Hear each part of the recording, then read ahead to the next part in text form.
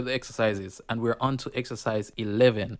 And yeah, I know it's been a long while. I was very busy over the past few months, but I have to finish what I start. So today we're moving on to exercise 11. We have to get this done, even if it means creating ways of getting it done easier. Okay. In this video, I show you the process of how I create exercise 11. We're still using the floor sack because this one is the floor sack kicking a ball. And what you're seeing now is just I created two sets. One set that is called the sack, that contains all the points of the sack and all keys, that stores the group of the overall sack, so that we can just duplicate any key, all of the keyframes all at once. So, and you should already know how to create sets. If you don't, I have a tutorial on how to do that.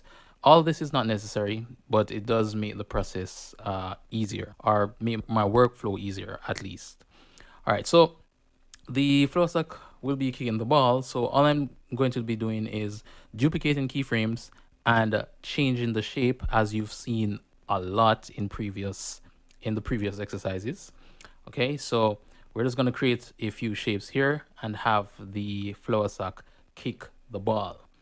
I know this is not as detailed as some of the others, but we're trying to get this done. So I kind of rushed this one. Just enjoy the process while I turn on some music, and you can just watch what's going on. And yeah, I guess after you're done, I'll see you in the next exercise, which is exercise 12. And what I'll be doing is creating a character that I'll use to create the next set of exercises and make my life much easier, instead of trying to create everything from scratch within each video. That makes no sense. So yeah, enjoy this video of me animating a floor sack kicking a ball. Yeah, it's not all that much fun, but hopefully you can learn something from this and you can go ahead and do it yourself. And yeah, I'll see you in the next video. And I'm here, I'm back.